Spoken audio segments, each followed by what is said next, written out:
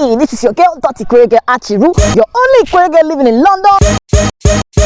Ooh, you can argue with yourself. Today we're back because we got a little bit of a nice weather and we're back on Musings from the bush like we used to last year when we started. What have we got for you today? One of the things I want to say is, for those of you that follow me on my Facebook profile, you best want to start moving to my Facebook pages, because very soon I'm going to be broadcasting only from the pages. Why? Because Mark and Zuckerberg will not let me rest.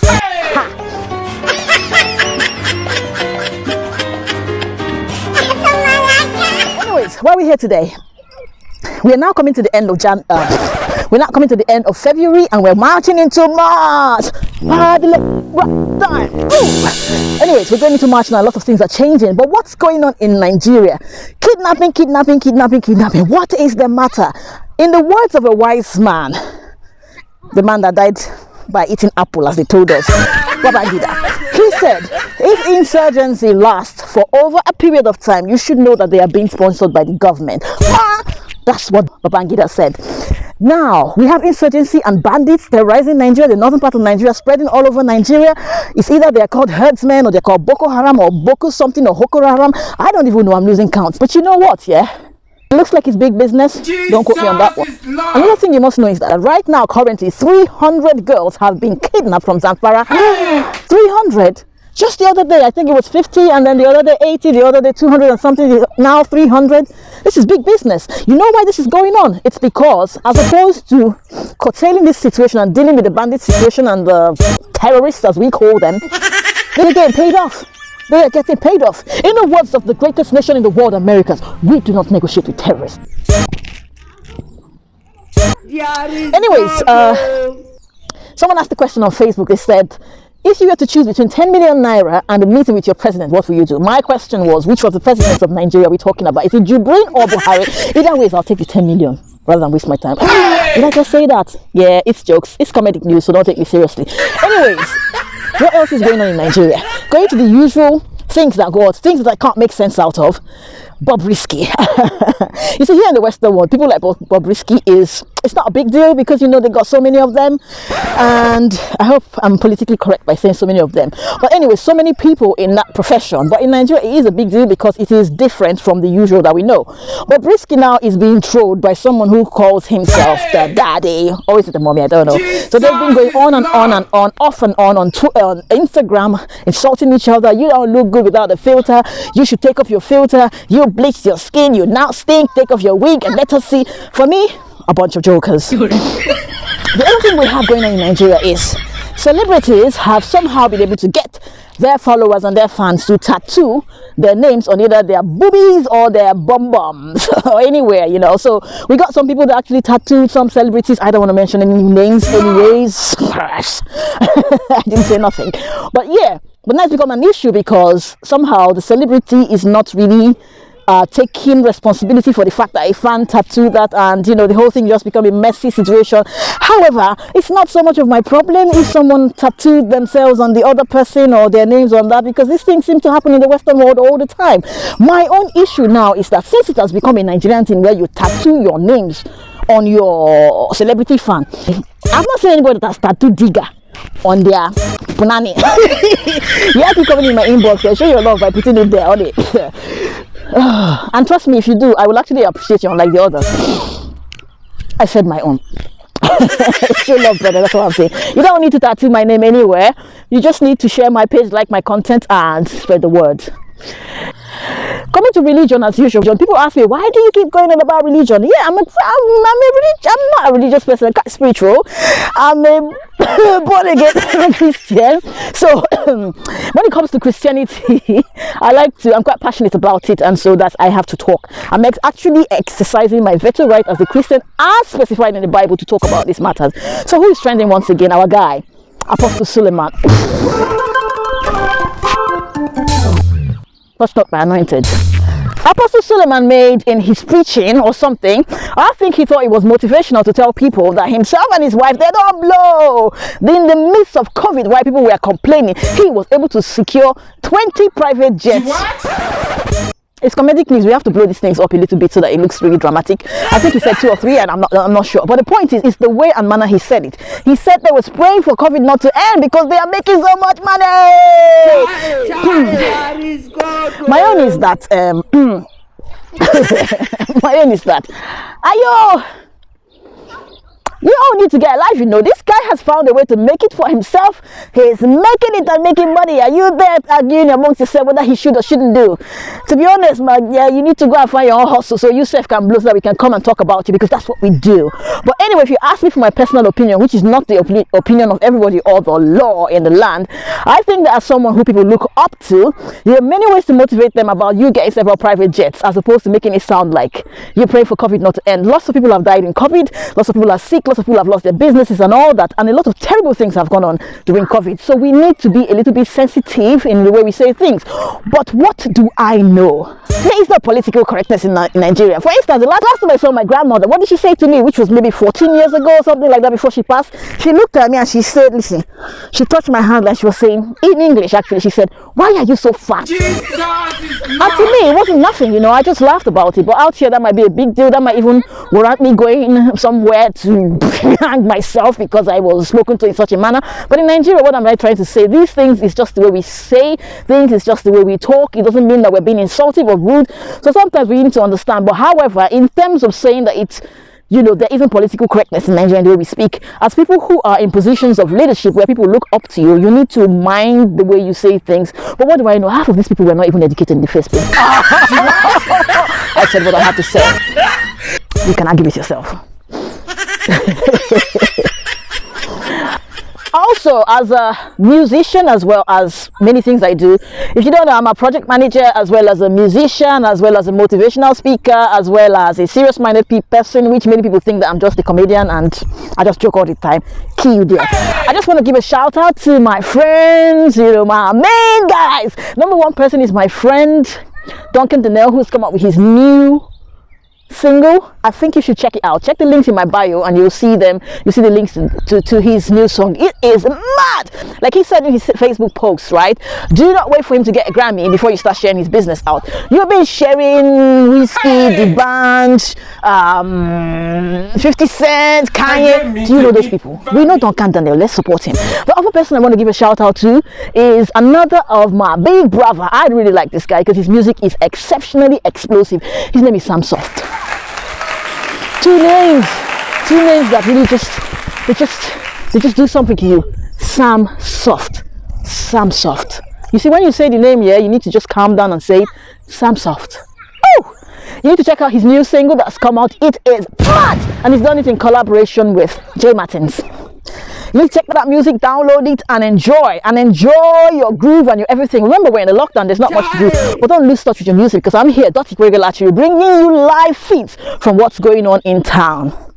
I'll leave the link in my bio. If you haven't already signed up for my newsletter or subscribed to my channel, there's many ways to kill a rat. So either follow me on Facebook or Instagram, on Twitter, or sign up for my newsletter or subscribe to my channel so that you can be updated on what's coming up. Trust me, you don't want to be missing out. And as I always say to people, you know, this pie is not humble beginning, so I may not be one of those big Linda Ikeji's and the rest of them and big people that have blow. But you know what? Because I'm really small, I have time to watch out for my sheep. I have time to respond to your messages and your comments. Enjoy it now while it lasts to become a top fan, because you know, when I become big like Linda Ikeji and the rest of them, I'll not have your time. Especially if you just start following me when I blow. Hey! Just so you know, I'm your girl, IkwerreGirl, actually your only IkwerreGirl living in London. You can argue with yourself. So far, no one is arguing so. So, interesting news has reached me that one of the symptoms, or one of the, what is it called? Side effects. One of the side effects of the corona vaccination, and don't quote me on this one because it was on the CNN, you know, like the subtitle thing, is that you might be very horny. Hey! Why didn't they say that from the beginning now? I was going to take my vaccine a long time ago. Hey! The only problem is that, I don't know, if the vaccine plus honey equals honey, that means it will be honey squared. That one go tough. Anyways. Right here in the UK, we intend, when I say we, me and my guy Boris J, and the NHS and a whole lot of people that wants to get us back to living a normal life, we intend to have most of the adults in the UK, and adults I'm speaking of 18 years and above, vaccinated by, I think, is the end of July. So brace yourself. Jesus is coming soon. On a serious note here, stay home and stay safe, and do what you need to do to stay safe, okay? Let's work together to curb the spread of the coronavirus. It is real and people are dying. It's saying that I want to come and talk about my church people and my black people. You see, church people and black people, religious people and black people, they don't really believe that this coronavirus is real. They will say, even if they are dying, they will say it is not real. And it all starts from the whole thing about faith, the misunderstanding of faith, which is, my enemy is sick. I remember one time I asked someone, you know, she said, oh, I'm so sorry I didn't come for your wedding, you know, because that weekend, you know, I was about to come for your wedding and my enemy fell down from the stairs and hurt herself, so I couldn't come for your wedding. And I was a bit confused because at that time I wasn't really up to speed about how to use that phrase, and I kept thinking, like, your enemy fell down and hurt themselves and you couldn't come to my wedding. It doesn't make sense. Like, your enemy fell down, that's good news, hooray, but why would that stop you from, or were you doing a Christian thing to go and help your enemy out because Jesus says we should show love to those that don't love us? She was like, no, you know, my enemy fell down so I couldn't come. I'm like, doesn't make any sense. She was like, Sister Dot, I fell down. I don't want to say it's me, it's my enemy. Hey. I was like, seriously? So you see where the problem of this coronavirus and sickness comes? When you meet someone who says, hey bro, what are you doing? You got a job now? Yeah, I got a job. I work in the city. I got a job, you know, I've got to stay on the multi-million-dollar business. All these things they're saying is by faith, so it's not even happening. Now, because of that, a lot of people seem to miss out on something that you get. Imagine you coming to me and say, no, I'm rich. My enemy is the one poor. And I was just about to give you money. I'll say, okay, fine, you're rich, your enemies are poor, so case sorted. So we miss out a lot because of the wrong application of faith. Back to coronavirus, right? So I went to this church, right? Well, not me. When I say I, somebody else, but I'll just say I for the sake of many things. So I went to this church, right? I was invited to minister and stuff like that. You won't believe what happened. So I went to this church, right? And as I went into the church, the only people in the church was myself, the pastor, and his wife. Hey, pastor, I said to him, what's going on? He said, today we're going to do online service. All the other members there in the house. I said, what's going on now? He said they all have coronavirus, so they can't come. They have to be isolated. Now you might wonder why this is such a big deal. It's a big deal because the last time I went to the church prior to this time, the pastor actually said there is no coronavirus. In fact, in our church we don't use nose mask. We don't social distance. So I used to be the only one in that church with my nose mask, and he said, no, Sister Dot, when you come into this church you need to take your nose mask out because the Spirit of God is here, and where the Spirit of God, there is no sickness, there is no darkness. In fact, do not contend. Let your faith make you whole. Hey! So that was the case. People went to the church without nose masks. A couple of months in advance forward, I went there for a program again, and there was no one in the church. They were all sick. Jesus. So you can imagine how many people in that church had the virus and had been going around spreading it. When the Bible says my people perish for lack of knowledge, it starts from the church. Remember, he said my people, not the people that are not my people. So most of those statements in the Bible God wasn't talking about the unbelievers. He was talking about the people that actually are supposed to believe in him and understand the word. Hey, where's my offering bag? Going forward, I'm going to be doing something in my videos, which is I like that word, shaking table. I'm going to be coming up with some weird random stuff that will make you ask questions to yourself. Probably love me more, some will love me more, and some will hate me more. In the name of, or as I quote one of my friends, she said one of the things that she's learned from ex-President Trump is, in this life you just got to do you. It doesn't matter if people believe in who you are. It doesn't matter if people hate you or love you. The point is, who will love you will love you, who will hate you will hate you. She said, look at Trump. He's got so many enemies.